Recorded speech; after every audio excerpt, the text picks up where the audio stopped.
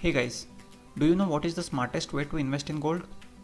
If you are guessing it's in physical form or through gold mutual funds or even through gold ETFs, then you are wrong. In this video, I'll tell you the smartest way to invest in gold.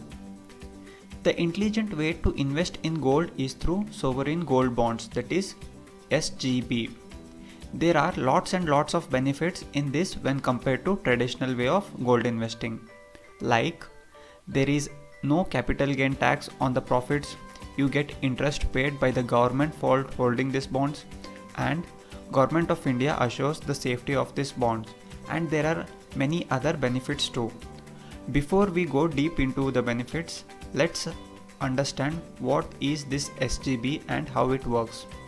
SGB, that is sovereign gold bond, is a kind of a bond whose underlying asset is 24 karat gold.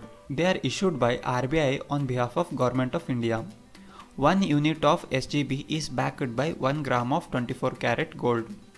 Backing up is done by Government of India and customers get physical or digital certificates based on what they opt for. They are issued in tranches, that is, customers are given few dates to apply for bonds, and once they apply it, the bonds are allotted to them in 15 days. The upcoming dates where a customer can apply for bonds are Series 4, which starts on July 12th and ends on July 16th, Series 5, which starts on August 9th and ends on August 13th, and Series 6, which starts on August 30th and ends in September 3. A person who is resident in India can buy these bonds. NRIs cannot apply for these bonds. Minimum quantity which can be bought is 1 unit of SGB, that is 1 gram of gold. The maximum limit for an individual or for an Hindu undivided family is 4 kg of gold. Trusts and institutions can buy up to 20 kgs of gold. Customers don't get physical delivery of gold, they get only certificates. The bond can be applied through banks, post office, or even through the brokerage accounts. If they are applying through brokerage account, the bonds are credited to customers in demat form. If a person who is applying through bank or through post office and wants it in demat form, then he or she need to mention this in the application form. The bond tenure is 8 years, that is, the bond get matured after 8 years of allotment, and in case customers want to exit it early, then it can be done only after 5 years of allotment. Customers holding the bonds in demat form can exit anytime by trading them. Now, let's talk about benefits of investing through SGB. They are the safest form of investment because Government of India assures the safety.